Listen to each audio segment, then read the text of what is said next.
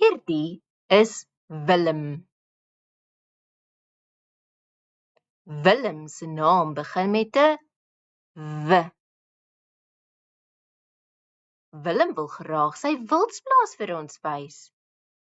Hierdie is Wouter, sy troetelbil.